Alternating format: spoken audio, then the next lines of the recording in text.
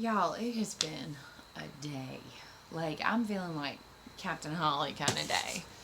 So, if any of my pronunciation is illegible, please take pity on me. The story of the trial of El-ahrairah. Has he not a rogue's face? Has a damned Tyburn face without the benefit of the clergy? Congreve, love for love. Rabbits, says Mr. Lockley, are like human beings in many ways. One of these is certainly their staunch ability to withstand disaster and to let the stream of their life carry them along, past reaches of terror and loss. They have a certain quality which it would not be accurate to describe as callousness or indifference. It is rather a blessedly circumscribed imagination and an intuitive feeling that life is now. A foraging wild creature, intent above all upon survival, is as strong as the grass. Collectively, rabbits rest secure upon Fritz's promise to El-ahrairah. Hardly a full day had elapsed since Holly had come crawling in delirium to the foot of Watership Down. Yet already he was near recovery, while the more light-hearted Bluebell seemed even less the worse for the dreadful catastrophe that he had survived. Hazel and his companions had suffered extremes of grief and horror during the telling of Holly's tale. Pipkin had cried and trembled piteously at the death of Scabious, and Acorn and Speedwell had been seized with convulsive choking as Bluebell told of the poisonous gas that murdered underground. Yet, as with primitive humans, the very strength and vividness of their sympathy brought with it a true release. Their feelings were not false or assumed. While the story was being told, they heard it without any of the reserve or detachment that the kindest of civilized humans retains as he reads his newspaper. To themselves, they seemed to struggle in the poisoned ruins and to blaze with rage for poor Pimpernel in the ditch. This was their way of honoring the dead. The story over, the demands of their own hard, rough lives began to reassert themselves in their hearts, in their nerves, their blood and appetites. Would that the dead were not dead. But there's grass that must be eaten, pellets that must be chewed, tracka that must be passed, holes that must be dug, sleep that must be slept. Odysseus brings not one man to shore with him, yet he sleeps sound beside Calypso, and when he wakes, thinks only of Penelope. Even before Holly had finished his story, Hazel had fallen to sniffing at his wounded ear. He had not previously been able to get a good look at it, but now that he did, he realized that terror and fatigue had probably not been the principal causes of Holly's collapse. He was badly wounded, worse than Buckthorn. He must have lost a lot of blood. His ear was in ribbons, and there was any amount of dirt in it. Hazel felt annoyed with Dandelion. As several of the rabbits began to sifflay, attracted by the mild June night and the full moon, he asked Blackberry to wait. Silver, who had been about to leave by the other run, returned and joined them. Dandelion and the other two seem to have cheered you up all right, said Hazel to Holly. It's a pity they didn't clean you up as well. That dirt's dangerous. Well, you see, began Bluebell, who had remained beside Holly. Don't make a joke, said Hazel. You seem to think. I wasn't going to, said Bluebell. I was only going to say that I wanted to clean the captain's ear, but it's too tender to be touched. He's quite right, said Holly. I'm afraid I made them neglect it, but do as you think best, Hazel. I'm feeling much better now. Hazel began on the ear himself. The blood had caked black, and the task needed patience. After a while, the long, jagged wounds bled again as they slowly became clean. Silver took over. Holly, bearing it as well as he could, growled and scuffled, and Silver cast about for something to occupy his attention. Hazel, he asked, what was this idea you had about the mouse? You said you'd explain it later. How about trying it out on us now? Well, said Hazel, the idea is simply that in our situation we can't afford to waste anything that might do us good. We're in a strange place we don't know much about, and we need friends. Now, a Leo can't do us good, obviously, but there are many creatures that aren't a Leo. Birds, mice, Yonel, and so on. Rabbits don't usually have much to do with them, but their enemies are our enemies for the most part. I think we ought to do all we can to make these creatures friendly. It might turn out to be well worth the trouble. Hi, Goblin Child. I can't say I fancy the idea myself, said Silver, wiping Holly's blood out of his nose. These small animals are more to be despised than relied upon, I reckon. What good can they do us? They can't dig for us. They can't get food for us. They can't fight for us. They'd say they were friendly, no doubt, as long as we were helping them, but that's where it would stop. I heard that mouse tonight. You want him, eat come. You bet he will, as long as there's any grub or warmth going. But surely we're not going to have the warren overrun with mice and stag beetles, are we? No, I didn't mean quite that, said Hazel. I'm not suggesting we should go about looking for field mice and inviting them to join us. They wouldn't thank us for that anyway. But that mouse tonight, we saved his life. You saved his life, said Blackberry. Well, his life was saved. He'll remember that. But how's it going to help us? Asked Bluebell. To start with, he can tell us what he knows about the place. What mice know, not what rabbits need to know. Well, I admit a mouse might or might not come in handy, said Hazel. But I'm sure a bird would, if we could only do enough for it. We can't fly, but some of them know the country for a long way round. They know a lot about the weather, too.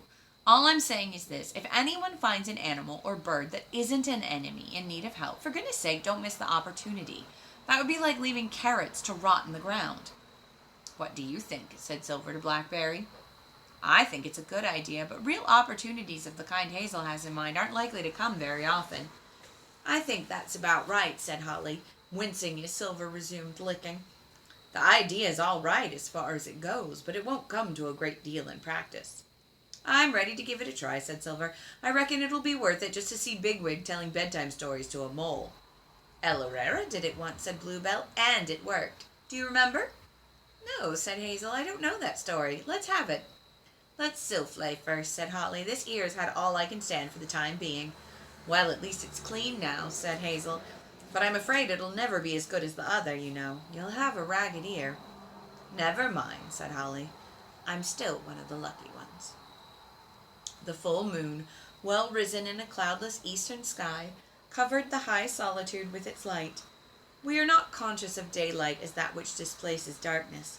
Daylight, even when the sun is clear of clouds, seems to us simply the natural condition of the earth and air.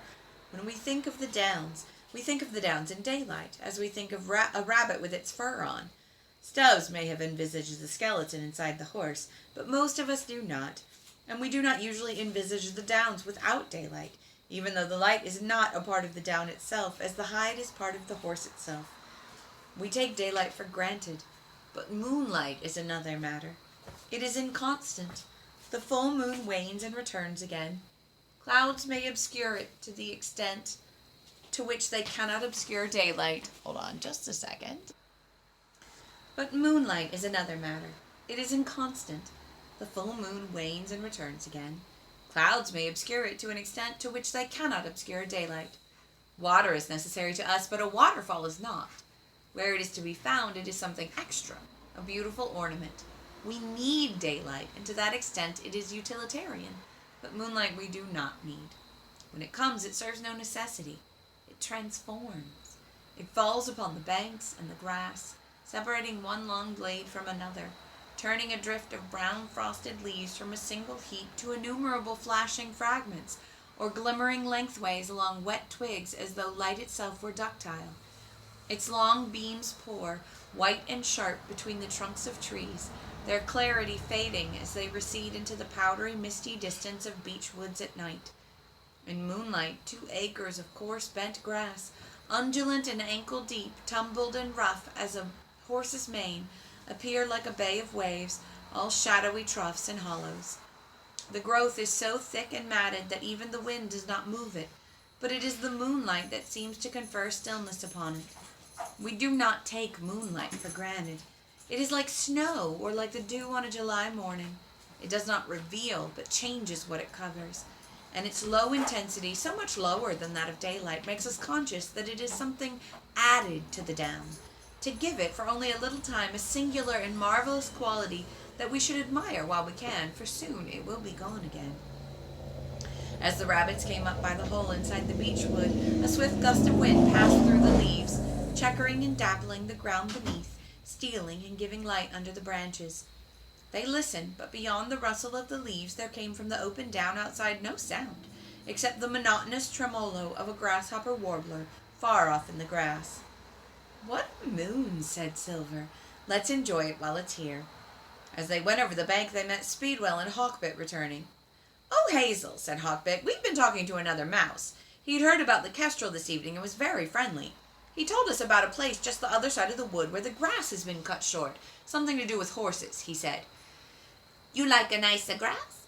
Very fine. So we went there. It's first rate. The gallop turned out to be a good 40 yards wide, mown to less than 6 inches. Hazel, with a delightful sense of having been proved right by events, set to work on a patch of clover. They all munched for some time in silence. You're a clever chap, Hazel, said Holly at last, you and your mouse. Mind you, we've found the place ourselves sooner or later, but not as soon as this. Hazel could have pressed his chin glands for satisfaction, but he replied merely, We shan't need to go down the hill so much after all.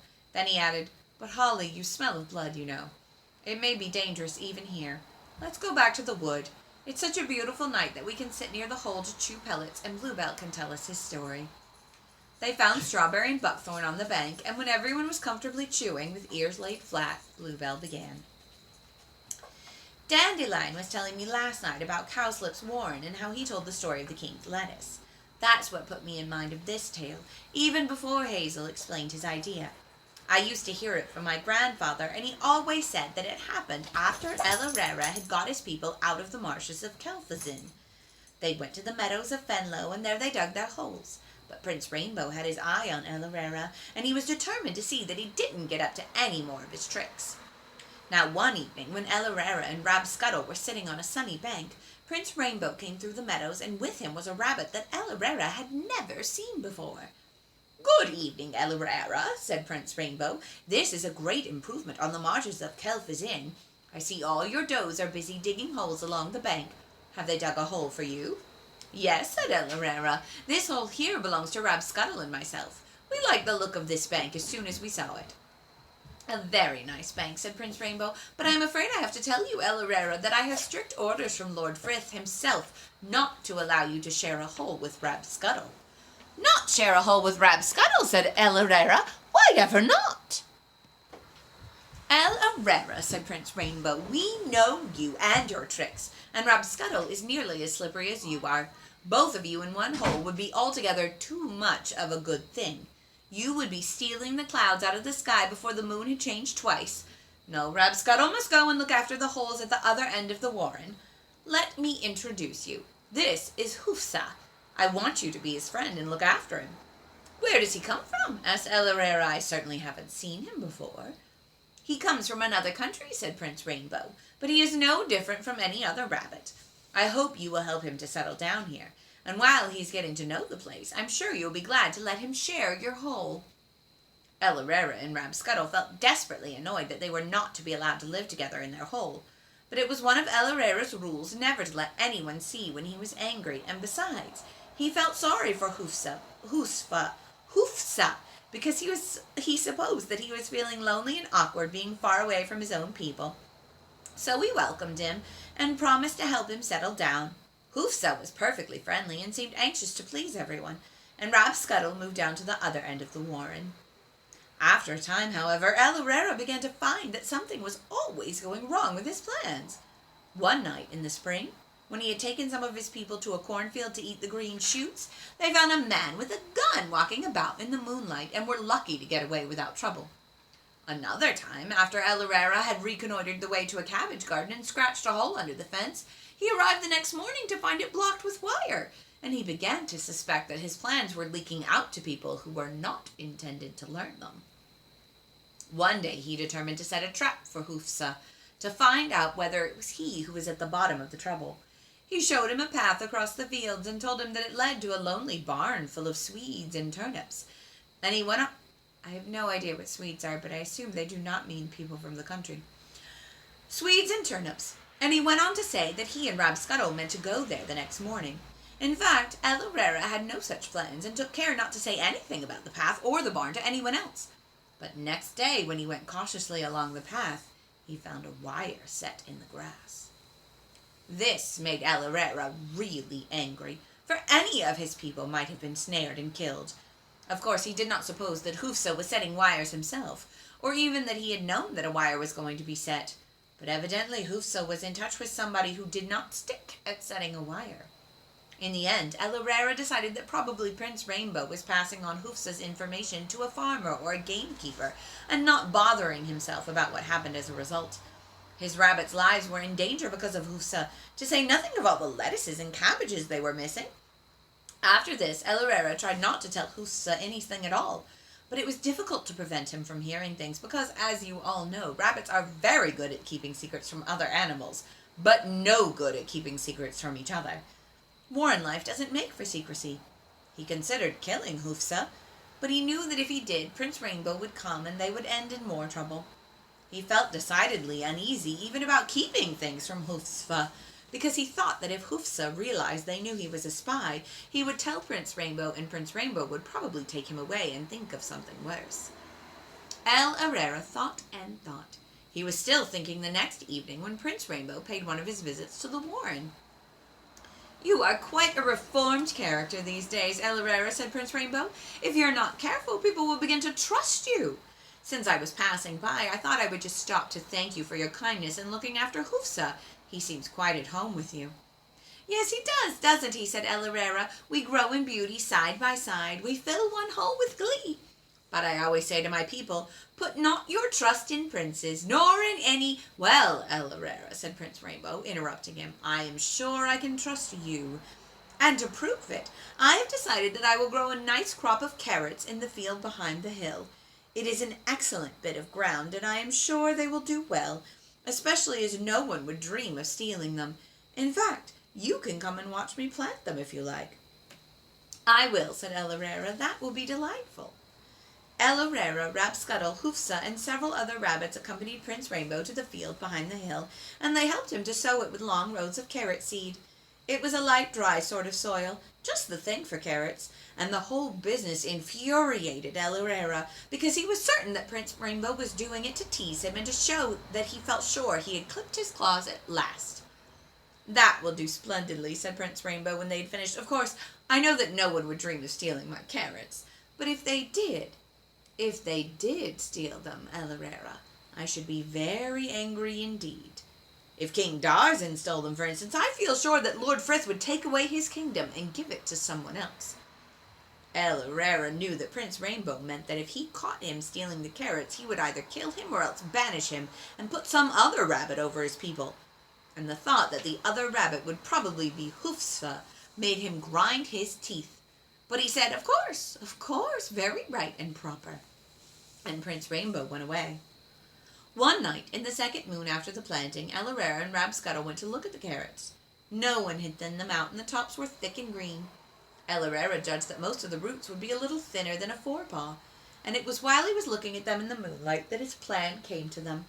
He had become so cautious about Hufsa, and indeed no one ever knew where Hufsa would be next, that on the way back he and Rabscuttle made for a hole in a lonely bank and went down it to talk together. And there El-ahrairah promised Rabscuttle not only that he would steal Prince Rainbow's carrots, but also that between them they would see the back of Hufsa into the bargain. They came out of the hole, and Rabscuttle went to the farm to steal some seed corn. El-ahrairah spent the rest of the night gathering slugs, and a nasty business it was. The next evening El-ahrairah went out early, and after a little while found Yonah the hedgehog pottering along the hedge. "Yonah," he said, "would you like a whole lot of nice fat slugs?" "Yes, I would, El-ahrairah," said Yonah, "but they're not so easily found. You'd know that if you were a hedgehog." "Well, here are some nice ones," said El-ahrairah, "and you can have them all. But I can give you a great many more if you will do as I say and ask no questions. Can you sing?" "Sing, El-ahrairah? No hedgehog can sing." "Good," said El-ahrairah, "excellent.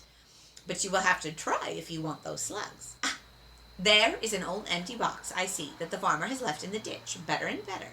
Now, you listen to me." Meanwhile, in the wood, Rabscuttle was talking to Hawk, the pheasant. "Hawk," he said, "can you swim?" "I never go near water if I can avoid it, Rabscuttle," said Hawk. "I dislike it very much, but I suppose if I had to, I could make shift to keep afloat for a little while." "Splendid," said Rabscuttle. "Now attend. I have a whole lot of corn, and you know how scarce it is at this time of year, and you can have it all if only you will do a little swimming in the pond on the edge of the wood. Just let me explain as we go down there." And off they went through the wood. Fu and Li, El-ahrairah, strolled into his hole and found Hufsa chewing pellets. "Ah, Hufsa, you're here," he said. "That's fine. I can't trust anyone else. But you'll come with me, won't you? Just you and I? No one else must know." "Why, what's to be done, El-ahrairah?" asked Hufsa. "I've been looking at those carrots of Prince Rainbow's," replied El-ahrairah. "I can't stand it any longer. They're the best I've ever seen. I'm determined to steal them, or most of them anyway. Of course, if I took a lot of rabbits on an expedition of this kind, we'd soon be in trouble. Things would leak out, and Prince Rainbow would be sure to get to hear. But if you and I go alone, no one will ever know who did it." "I'll come," said Hufsa. "Let's go tomorrow night," for he thought that he would give him time to tell Prince Rainbow. "No," said El-ahrairah. "I'm going now, at once." He wondered whether Hufsa would try to turn him against this idea, but when he looked at him he could see that Hufsa was thinking that this would be the end of El-ahrairah, and that he himself would be made king of the rabbits. They set out together in the moonlight. They had gone a good way along the hedge when they came upon an old box lying in the ditch. Sitting on the top of the box was Yonah the hedgehog. His prickles were stuck all over with dog rose petals, and he was making an extraordinary squeaking, grunting noise and waving his black paws. They stopped and looked at him. "Whatever are you doing, Yonah?" asked Hufsa in astonishment. "Singing to the moon," answered Yonah. "All hedgehogs have to sing to the moon to make the slugs come. Surely you know that. Oh, slug-a-moon, oh, slug-a-moon, oh, grant thy faithful hedgehogs boon." "What a frightful noise," said El-ahrairah, and indeed it was. "Let's get on quickly before he brings all the allele round us," and on they went. After a time they drew near the edge of the pond on the edge of the wood. As they approached it they heard a squawking and splashing, and then they saw Hawk the pheasant scuttering about in the water with his long tail feathers floating out behind him. "Whatever has happened?" said Hufsa. "Hawk, have you been shot?" "No, no," replied Hawk. "I always go swimming in the full moon. It makes my tail grow longer, and besides, my head wouldn't stay red, white, and green without swimming. But you must know that, Hufsa, surely. Everyone knows that." "The truth is, he doesn't like other animals to catch him at it," whispered El-ahrairah. "Let's go on." A little further on they came to an old well by a big oak tree. The farmer had filled it up long ago, but the mouth looked very deep and black in the moonlight. "Let's have a rest," said El-ahrairah, "just for a short time." As he spoke, the most curious-looking creature came out of the grass. It looked something like a rabbit, but even in the moonlight they could see that it had a red tail and long green ears. In its mouth it was carrying the end of one of the white sticks that men burn. It was Scuttle, but even Hufsa could not recognize him. He had found some sheep dip powder at the farm and sat in it to make his tail red. His ears were festooned with trails of bryony, and the white stick was making him feel ill. "Frith serve us," said El-ahrairah. "What can it be? Let's only hope it isn't one of the 1,000. He leapt up, ready to run. "Who are you?" he asked, trembling. Scuttle spat out the white stick. "So," he said commandingly, "so you've seen me, El-ahrairah. Many rabbits live out their lives and die, but few see me. Few or none. I am one of the rabbit messengers of Lord Frith, who go about the earth secretly by day and return nightly to his golden palace. He's even now awaiting me on the other side of the world, and I must go to him swiftly through the heart of the earth. Farewell, El-ahrairah." The strange rabbit leapt over the edge of the well and disappeared into the darkness below. "We have seen what we should not," said El-ahrairah in an awe-stricken voice. "How dreadful is this place! Let us go quickly." They hurried on, and presently they came to Prince Rainbow's field. How many they stole I cannot say, but of course, as you know, El-ahrairah is a great prince, and no doubt he used powers unknown to you and me. But my grandfather always said that before morning the field was stripped bare. The carrots were hidden down a deep hole in the bank beside the wood, and El-ahrairah and Hufsa made their way home. El-ahrairah collected 2 or 3 followers and stayed underground with them all day, but Hufsa went out in the afternoon without saying where he was going. That evening, as El-ahrairah and his people began to sifflay under a fine red sky, Prince Rainbow came over the fields. Behind him were 2 great black dogs. "El-ahrairah," he said, "you are under arrest." "What for?" asked El-ahrairah.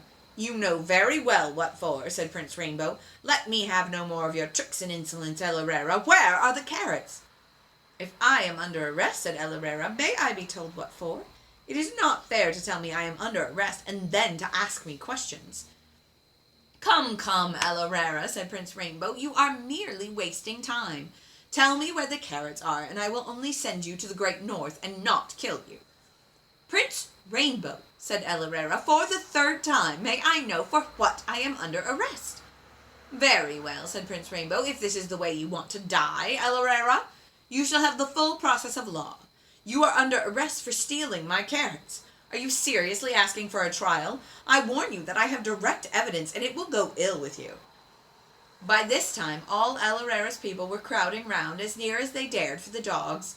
Only Rabscuttle was nowhere to be seen. He had spent the whole day moving the carrots to another secret hole, and he was now hiding because he could not get his tail white again.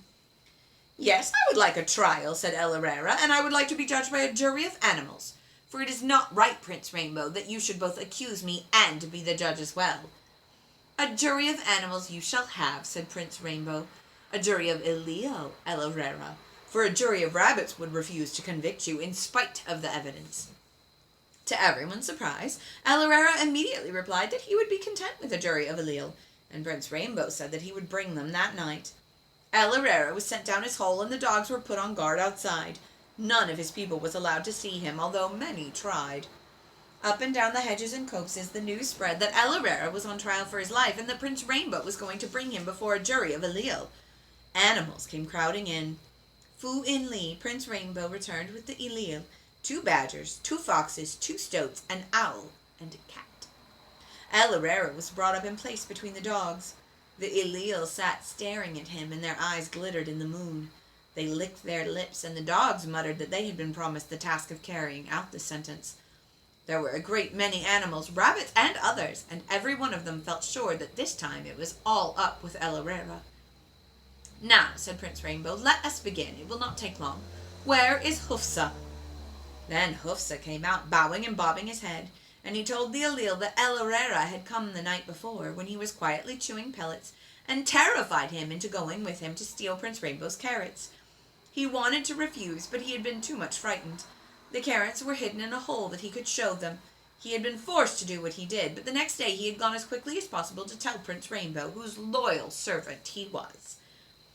We will recover the carrots later, said Prince Rainbow. Now, El-ahrairah, have you any evidence to call or anything to say? Make haste.